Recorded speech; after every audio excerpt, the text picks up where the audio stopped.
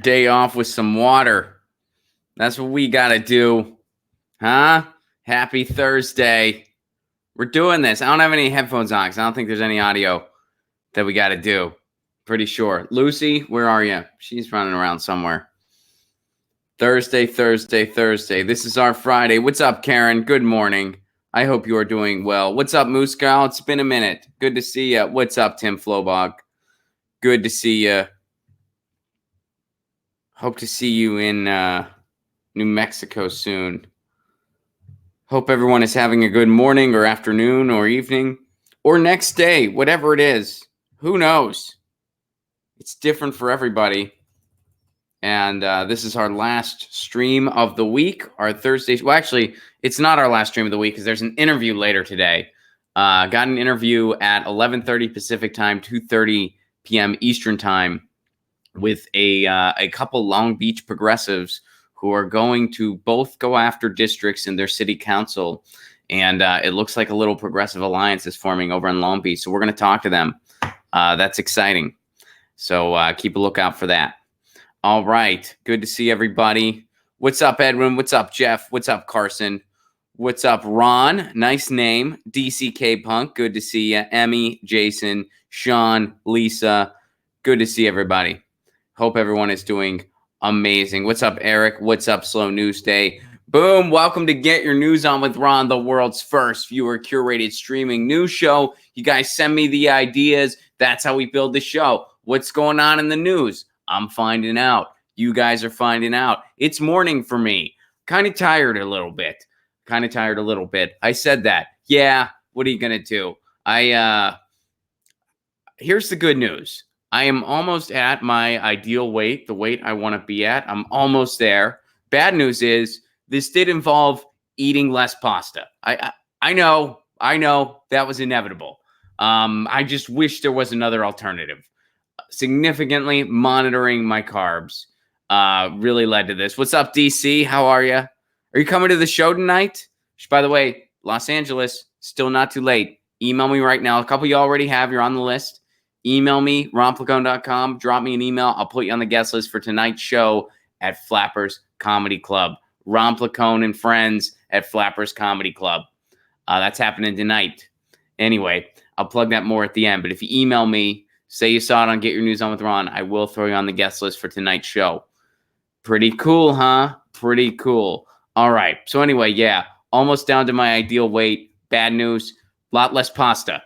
That's really went down on the pasta significantly. Didn't eliminate it. Just monitored and had to show restraint.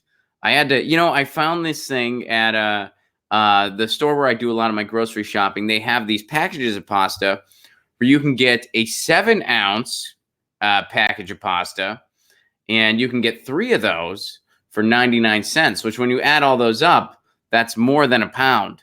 So usually a pound of pasta is about 99 cents or $1, depending on what brand you get. At least those are the prices in my area. Well, here you can get 3 7-ounce packages for $1. That's more than a pound. That's a bargain. Another good thing about this, I'm only making 7 ounces at a time, so I kind of know exactly how much I'm eating, and eventually I got to be like, all right, dude, time to stop. So, that combined with exercise, has helped me knock off some of those vacation pounds. I went on vacation at the end of June for a little bit. After our East Coast tour, I went up to Cape Cod for a couple days, where my fiance's from, saw where she grew up, met her family, and had a couple drinks, had some good food, still trying to shed that weight. Almost there, but it took some pasta restraint. Today's song of the day brought to you by a good friend of mine, friend of the show and hilarious comedian, Patrick Cunningham. He brought the band Muscle Goose to my attention. And Muscle Goose, they're kind of like an 80s hardcore throwback punk band. They got a little bit of skate and melody going on too. Really, really cool stuff. Really cool band. And they got a sense of humor too. The song that Patrick likes that he recommended, which I really dug as well, Mr. Pibb Goes to Washington. 46 seconds of high adrenaline punk rock in your face. Has a nice nod to the 80s hardcore, but still doing it today, like there's a modern twist on it as well. And it's a song about Mr. Pibb gets banned, and they are not happy about Mr. Pibb getting banned. So they go to Washington to plead their case. It's very funny. It's very satirical. The lyrics are kind of absurdist and off the wall. And it's just 46 seconds of funny, high adrenaline, fast-paced, punk rock, in your face, solid guitar riffs, solid singing. Really dug it. Muscle Goose. They got a new fan in me. I hope to catch them next time they play LA. So again, that band is Muscle Goose. Muscle Goose. No gimmicks in the spelling, just Muscle Goose. And that song is Mr. Pibb Goes to Washington. Check it out. All right. We're going to start off today with a quick lesson of how lesson's a weird way to put it. Let's retract that. Not a lesson. Just an example. How's that? Just a lesson sounds too Anyway, we're going to start with an example of how propaganda works and what propaganda is really doing and how they kind of hope you don't read the entire headline. So let's start with, you guys know good old John Delaney. Not a fan of John Delaney. Well, here's what John tweeted on healthcare recently. John Delaney, by the way, for anyone not in the know, which if you watch the show regularly, you're definitely familiar with this dude. He is inexplicably still in the race for president. Well, it's not totally inexplicable. He has a lot of money. That's why he's still in the race for president. Jay Inslee, who at least had something to say on climate change. Jay Inslee was, kind of one of those people. He was on the stage. He knew he had no shot at winning, but he wanted to steer the conversation in a certain way, and his issue of choice was climate change. So he at least had a reason to be up there on the debate stage. John Delaney is just another establishment hack who hates Medicare for all because he has stock and health insurance. He has a lot of stock and health insurance. Not a lot compared to his overall net worth, which it's totally inexplicable why he is spending all this money and all these resources to try to make sure sick people can't get health care when he could have just reinvested his money and still be rich. It's pretty inexplicable, but I guess when you're driven by such a level of greed that most people can't relate to, it clouds your thinking. And I guess it kind of disconnects logic and rationality. And I guess math even in some cases, because I'm horrible at math. And even I know, I'm like, okay, if you're worth 24 million, 3 million of that is in health insurance, and you're spending millions upon millions on your failing campaign, you could have just invested that 3 million elsewhere. You'll still be rich, and you don't have to go around campaigning to make sure sick people can't get health care, and in the process completely humiliate yourself, tarnish your name for the rest of your life, and become a national laughingstock who has pumped millions into their campaign, and when they're lucky, 11 people show up for an event. Anyway, so here's John Delaney's tweet. All right, so John Delaney tweets this. While I was the first to openly oppose Medicare for all as the way to fix healthcare, I give Bernie credit for his conviction. The rest either didn't read the bill they signed onto or are playing poll-driven politics. Either is disqualifying as a leader. So, and then he references this article from Business Insider.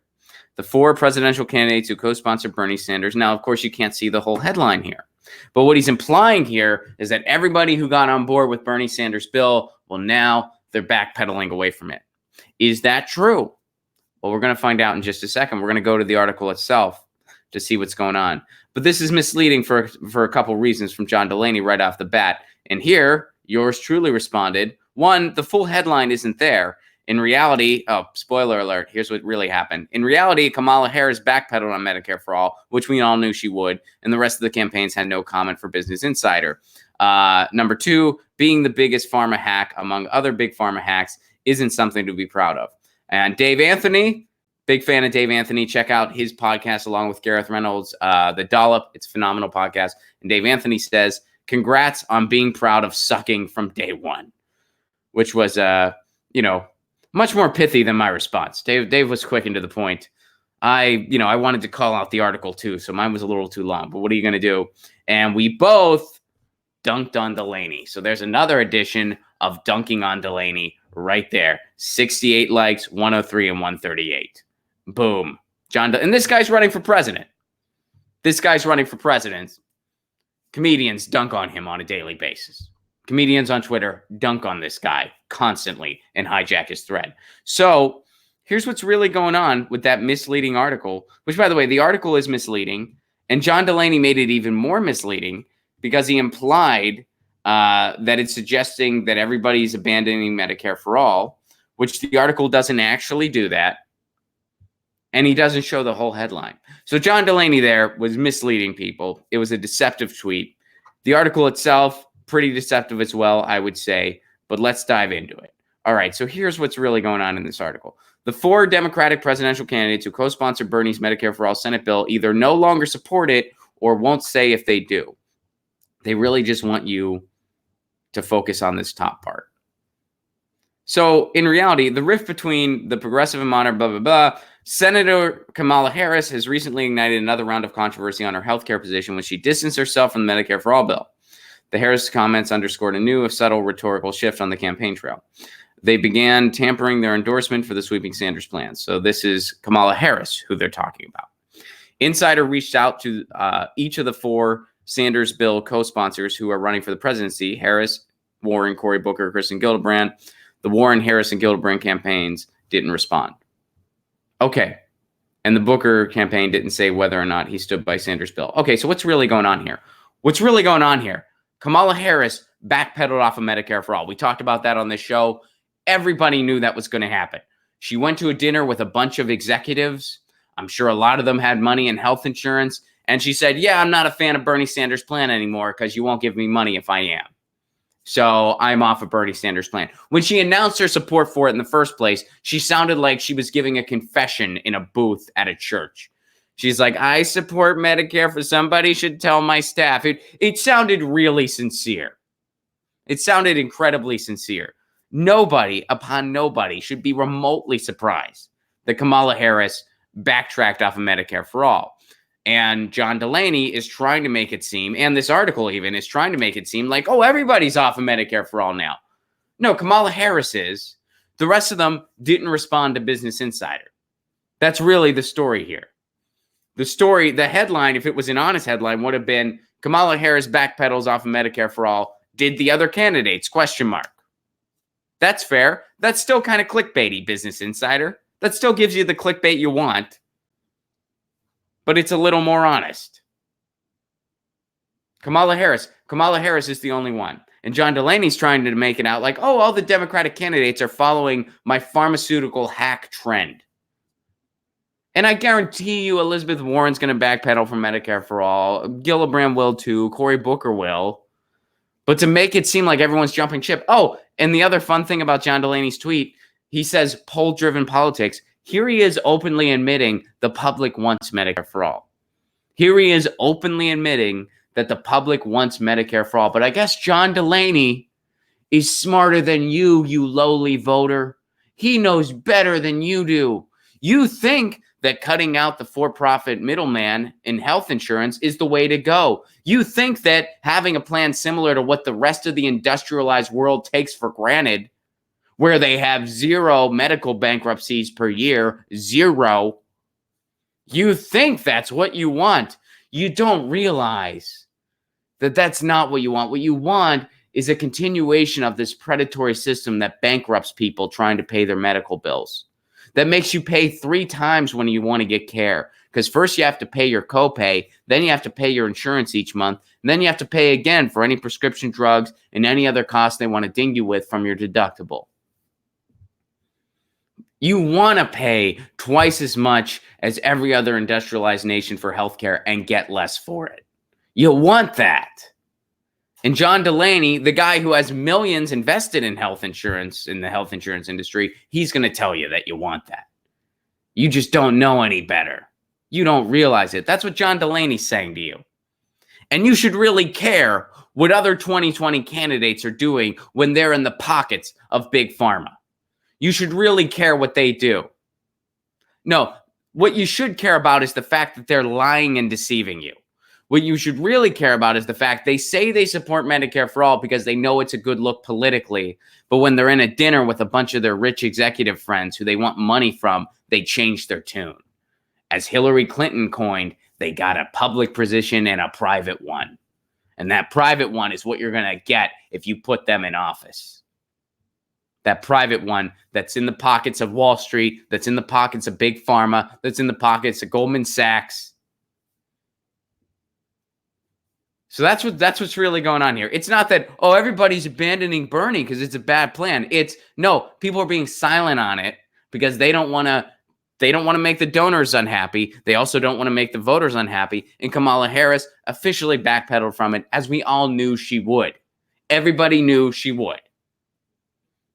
And people are still going to remember. They're not going to remember this executive dinner. There's still people that are going to remember her raising her hand when they said, would you abolish private insurance? And she raised her hand. That wasn't the actual question they gave. It was a misleading, misdirecting question that the corporate media gave. But Kamala Harris raised her hand. She's saying that was misinterpreted now. So the real headline should have been Business Insider. Kamala Harris backpedals from Medicare for All. Will the other candidates ? And John Delaney, again, implying that all the candidates are backpedaling from Medicare for All, is just being intentionally misleading. John Delaney knows how to read a headline. I'm pretty sure John Delaney has the mental capacity to read a headline. He doesn't have the mental capacity to realize he shouldn't be in the race anymore and he's humiliating himself. He doesn't have that realization. But he can read a headline. So he knows what that headline really said. And that is one, for instance, of how misleading, deceptive propaganda works in our clickbait age. There you go. All right. So this has been sweeping the blogosphere today. Bernie Sanders has announced his climate plan. So let's take a look at it, shall we? Sanders to unveil a $17 trillion climate plan, far more aggressive than rivals' proposals. All right, so let's dive into this. Bernie Sanders has laid out an ambitious 10-year, $16.3 trillion national mobilization to avert climate catastrophe. That's a mouthful, isn't it? He'll unveil this proposal today, right? This is from today, I believe. Yeah. He'll unveil it today in Paradise, California. Now, that was one of the towns that was devastated by the wildfires. So he's releasing a specific proposal for limiting the pollution from cars, power plants, and other human activities that are heating the planet. Sanders' plans would reach for 100% renewable power for both electricity and for transportation, which are the top two contributors to climate change in the U.S., according to this Guardian article. And he's reaching for that 100% renewable power and electricity and transportation by 2030, aiming for complete decarbonization by 2050. He says he would expand public ownership of power companies and make electricity virtually free by 2035. By comparison, Joe Biden, who you can find on a landline phone at Joe Biden 3033033. Just type that into your Morse code machine. You'll get him. You'll get him directly. By comparison, Joe Biden, the former vice president, yeah, we all know who he is, has proposed spending $1.7 trillion to neutralize the country's carbon emissions by 2050. Tomato, tomato. One guy wants to completely change it by 2030 and invest everything necessary to make that happen. One guy's like, we can do 1.7 trillion. And by 2050, some people might not be driving gasoline cars. Keep in mind, during the Carter administration, they said we were going to be off fossil fuels by the year 2000. That was the goal back in the 70s and 80s. Then Reagan came along and was like, that's not important. This trickle-down thing's going to work. Tomato, tomato. Joe Biden's plan, wow. Joe Biden's plan makes incrementalism sound ambitious. That's how weak Joe Biden's plan is. Let's get his wife again. Let's get Joe Biden's wife, Jill Biden. By the way, apparently she wants you to call her Dr. Jill. Somebody in the YouTube comments said, Ron, she likes it when you call her Dr. Jill. Dr. Jill. I stumbled on that one. She likes it when you call her Dr. Jill. I don't care. Jill Biden, Joe Biden's wife. We can call her Dr. Biden. That's fine.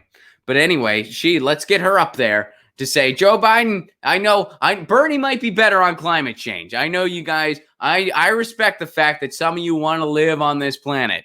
But according to these cherry-picked landline polls, people want Joe Biden. We know he's suckier, but people want him. He'll beat Trump. Come on. Why not?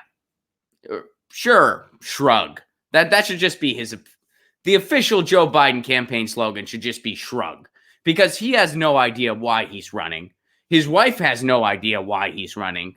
Nobody has any clue why he's running. His campaign realized he's incapable of raising his poll numbers.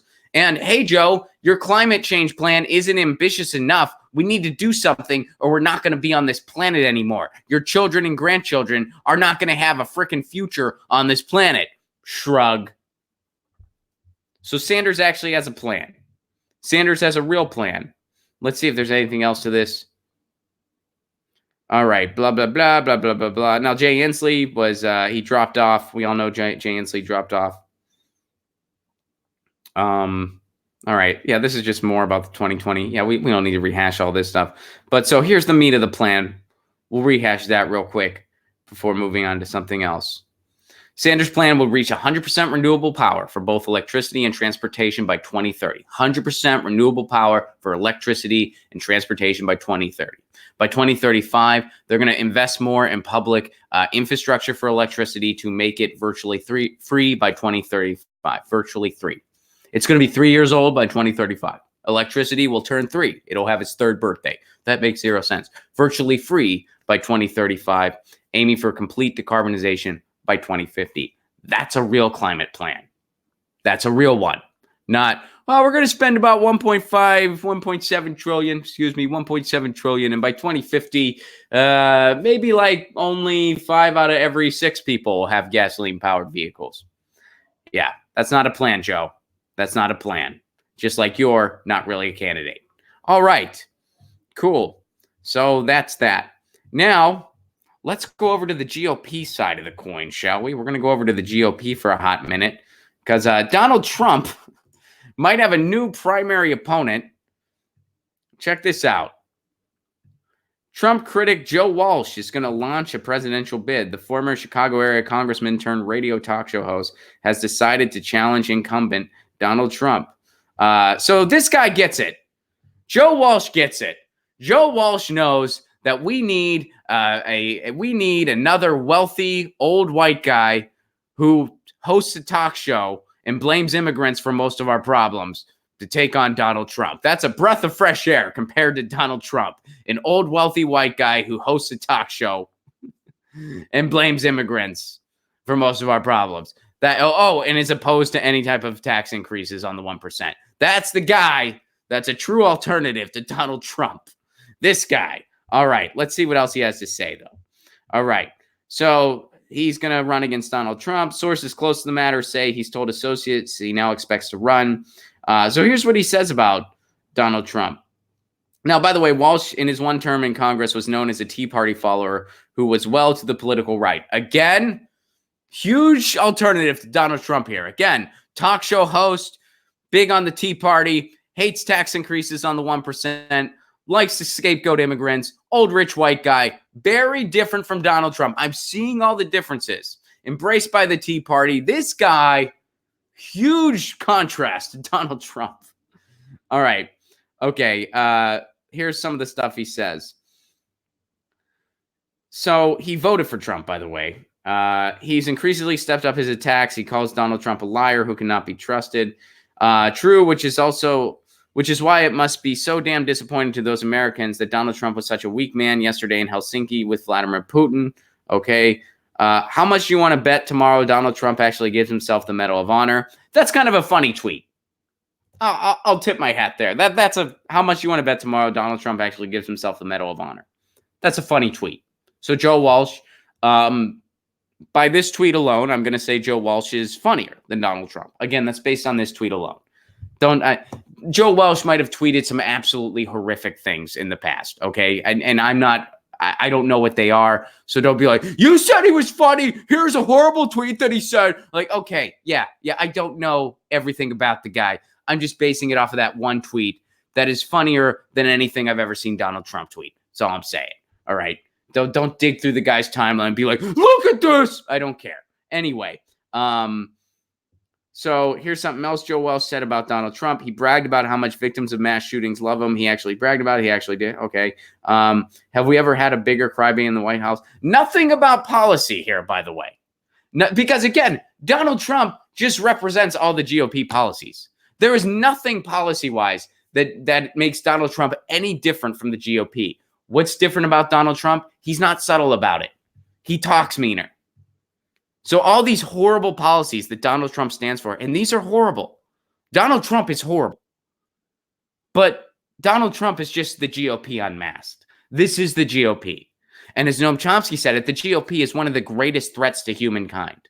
I don't think there is any party, political party, as fascist and repulsive as the GOP in any other similar system to ours. I don't think there's any other similar democratic experiment. I mean, over in England, the Democrats are to the right of the Tories and on certain issues. The Democrats are to the right of the right-wing party in England.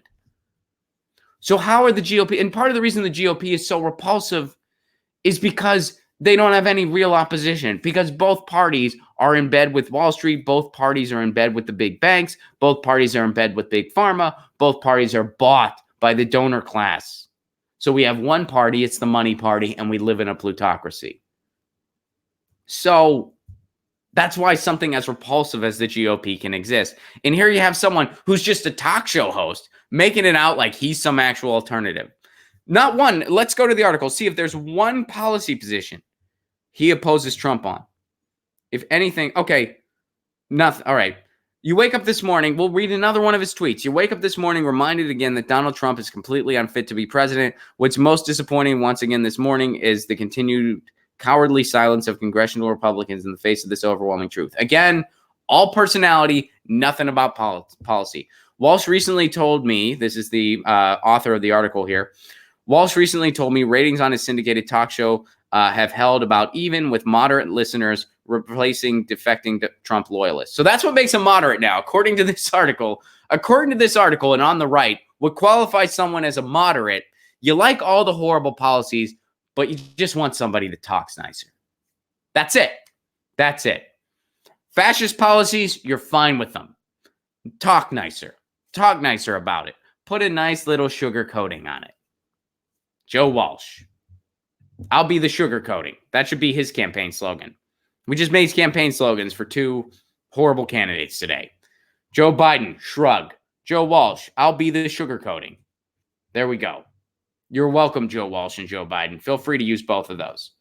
I don't even want anything for it. Just use it so you're actually being honest with people for once in your careers. Joe Walsh, I'll be the sugar coating. Joe Biden, shrug. All right. And that clip there, Joe. I'm talking to Joe, my editor, not Joe Biden. Joe, my editor, is awesome. Shout out to Joseph Cicada. Follow him on Twitter. Anyway. So this is an article that comes from our Reddit subsection, and it was shared. Let me make sure I get this right. Ain Lem. I'm not sure if I'm pronouncing that right. I know on Reddit people have kind of weird screen names sometimes. I just use my name. I just use Ron Placone. So anyway, I'm sorry if I'm mispronouncing this. Ain Lem, over on our Reddit, shares this story. This was a pretty lame occurrence for the idea of the separation of church and state. And this is kind of more holy shit. I think we live in a Christian theocracy type moments. All right, so let's go to this.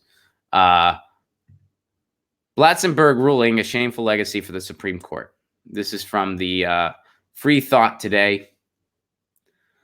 So it should have been an easy call, this is according to the article, but the U.S. Supreme Court blew it. The government-owned, government-maintained 40-foot-tall Christian cross dominating the landscape in Bladensburg, Maryland, does not violate the First Amendment, 7 justices inexcusably decided on June 20th. One would expect to find a Christian cross, the big symbol of Christianity, on government property in a Christian theocracy, which is kind of what we have here in the United States, not in a country that was first among nations to separate religion from government. Yeah, in words we did that, but as the years went on, that sort of went away. The decision was fractured into 7 separate opinions. Okay, so Alito looks to history for guidance, trotting out typical religious right examples, such as legislative prayer, the day of Thanksgiving, George Washington declared, some religious language in the Northwest Ordinance. Okay. The passage of time gives rise to a strong presumption of constitutionality. Using a cross as a war memorial, here's what they say to justify this. Oh, wait, no, this is Ruth Bader Ginsburg. So what Alito writes is that the passage of time gives rise to a strong presumptions of constitutionality. Ruth Bader Ginsburg, in her dissent, because of course she wasn't for this, using the cross as a war memorial does not transform it into a secular symbol, as the Court of Appeals have uniformly recognized. Okay, so in short, we're not going to go through all the court details here, but in short, the people who are for this, which are the right-wing judges on the Supreme Court, they're basically saying, oh, well, over the years, the cross has just become kind of a memorial symbol. It's just a memorial. It's a symbol. It's a symbol to those whose lives are lost. So, yeah, this is just a war memorial. That's it. Just happens to be a cross. Nothing to see there. This is fine. The dissent saying, no. Just because you're saying it's for a war memorial, that doesn't make it a secular symbol. The cross is a symbol of Christianity. This violates the separation of church and state. This should not be on government property. This should not be a government-funded thing. This giant, huge cross. By the way, just for the record, the historic Jesus, whether you believe in him or not, but the historic Jesus, based on the texts that are available, was against all of this stuff. He was against the big relics. He was against all the lavish spending on symbols. He was against all of that. All of it. If you actually believe in the historic Jesus and what Jesus said, that guy would walk into the Vatican, he would be appalled. He would be appalled. He would want to open it to the public to house the homeless immediately. That would be the first thing he'd do. He'd be like, open these gates, let the homeless in here. And by the way, if you've ever been to Rome, it is quite a sight to see, because you see this huge, and I've been to the Vatican, you see this huge building, this amazing, elaborate building, and all these members of clergy dressed in these suits and in outfits that are worth, that probably cost my rent. And I live in the Los Angeles area. They probably dress in what my rent's worth. The Pope, I think every Pope outfit is worth millions, I'm pretty sure. And then you see homeless people all around the area. And again, if you believe in the historic Jesus, he was against all of this. All of it, full stop. I know people like to reinterpret stuff, tie it up, put a bow on it. He was against all of it. And yeah, this is what happens in a Christian theocracy. This is not a separation of church and state. They are using a Christian symbol, funding it with government money on government property, and they're imposing it on people. But that's the Supreme Court we got. That's the Supreme Court we got. And Barack Obama just handed his pick away. Remember, Barack Obama just handed his pick away. He handed his pick away. Why? To pressure people into voting for Hillary Clinton. And because they thought that the Democrats thought there was no way they were going to lose. They thought there was no way they were going to lose. All right. So let me see what you guys are saying on this lovely Thursday.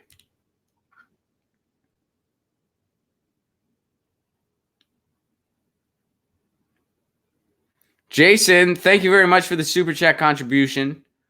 I thought this would be a fun article to talk about. That's why I saved it for last. Jason, thank you very much for the super chat contribution. Jesus was a progressive, food for thought. DCK Punk, Jesus was a refugee, food for thought. Nice. I like both of those. Jesus, those are both, man. That's a song right there. Jesus was a progressive, food for thought. Jesus was a refugee, food for thought. Yeah. Yeah, I mean, if you read, I've read the Bible. I have read it cover to cover because YOLO, I've read the Bible. I don't claim to know any of the answers, but I am inclined to lean towards the belief that the Bible was just written by a bunch of rich people to keep poor people from killing them. Because if you really look into the Bible, there's a lot of it that is just kind of don't act out, don't want more. Meek, the meek will enter the kingdom of heaven.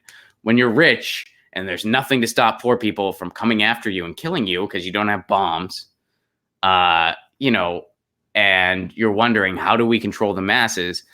Come up with this narrative that, hey, there's this guy who lives in the sky who's going to give you this eternal kingdom. And it's easy to get into if you're poor, hard to get into if you're rich.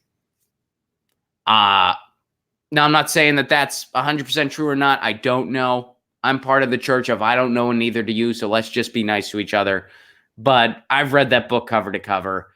That's kind of what I get out of it. Like, because when you really read in between the lines, those are kind of the messages. But yeah, the messages don't act out, don't want more. And it's like, oh, this was just so rich people could control poor people.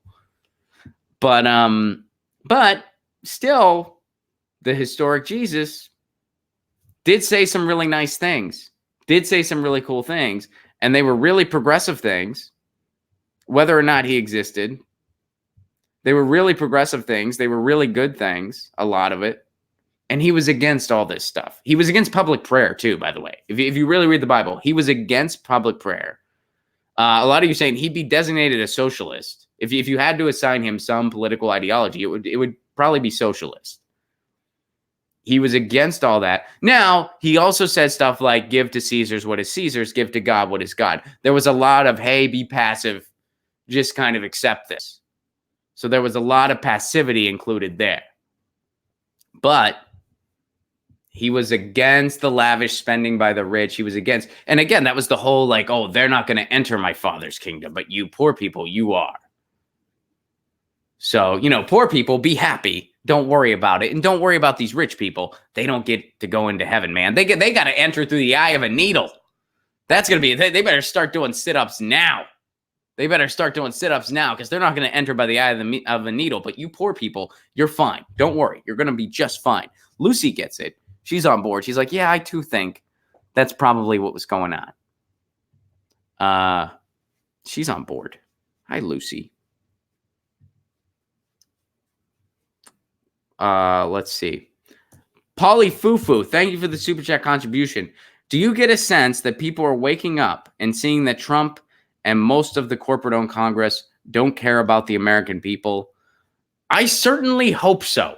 I mean, I don't see how that's not grossly apparent at this point, that your government doesn't work for you. They work for the donor class, and the donor class has bought both parties. I think that is so abundantly clear at this point. I mean, we can look at for instance, healthcare. The Trump administration came up with an anti-healthcare bill. Obama pretty much duplicated Mitt Romney's plan. So you have this right-wing pro-industry plan that you give the American people. So what does the right wing do? They come up with an actual anti-healthcare plan. You can't just have two right-wing healthcare plans. So let's just come up with an anti-healthcare plan that takes healthcare away from millions. In what democracy would you have a topic, healthcare? Millions of people don't have healthcare. They can't afford it. We have a big problem. This is the richest country in the world. People go bankrupt over medical bills. Other countries don't have this issue. Even Donald Trump himself admitted other countries have a better healthcare system than we do. What should we do? Here's a right-wing plan that keeps the insurance industry happy. Okay, GOP, what do you got? Here's a plan that takes healthcare away from millions more people. What sounds democratic about any of that?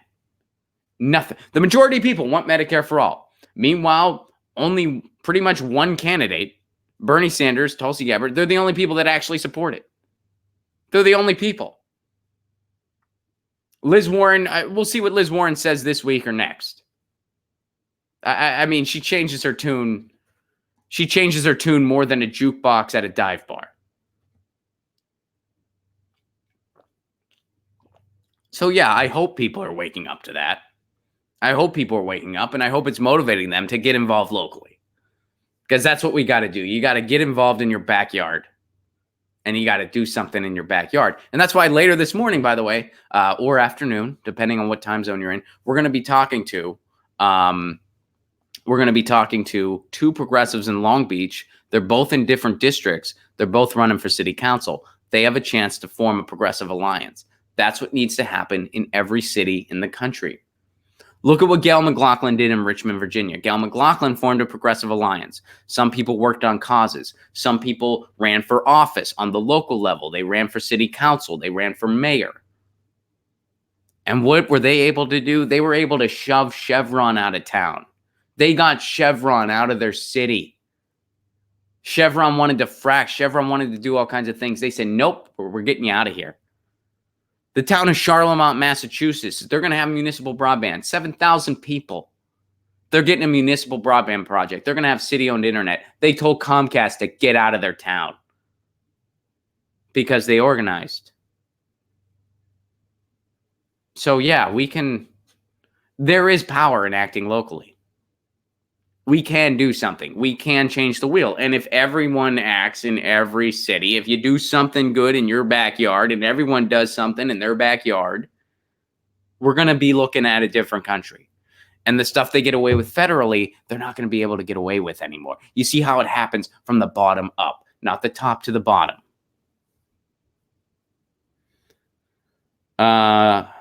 Mo Mooney says, if you have a better healthcare system, Trump will overthrow and sanction your government. Okay. I'm not sure I follow the logic there. What do you mean Trump will? Well, I don't think we're going to get a better healthcare system as long as Trump's in the White House. He would veto anything. So are you saying when he's out of the White House, he's going to overthrow something? I don't know if I'm following. Please elaborate. Please elaborate, if you don't mind. All right. Guys, thank you so much for being here. Oh, Charlemont is only 1,200 people. Oh, wow. Okay. I thought it was 7. I don't know where I got the 7,000 number. Charlemont's apparently only 12,050 people, not 7,000. Huh. I don't know why I thought it was 7,000. I don't know. We covered it on this show when it happened, when they got municipal broadband, because municipal broadband is a really important topic that we talk about a lot on this show. I thought it was a town of 7,000. Again, we covered that months ago. So my bad. McLaughlin did that in Richmond, California. Oh, did I say Virginia? Oh, sorry about that. Richmond, California. Gail McLaughlin, Richmond, California, not Richmond, Virginia. Yeah, I'm sorry if I said Richmond, Virginia. That was a total flub. Yeah, Richmond, California. I like both places. Richmond, California and Richmond, Virginia. Both awesome places. But yeah, Richmond, California, Gail McLaughlin, not Richmond, Virginia. Sorry. I guess I must have said Richmond, Virginia. Total slip of the tongue. But yeah, there you go. All right.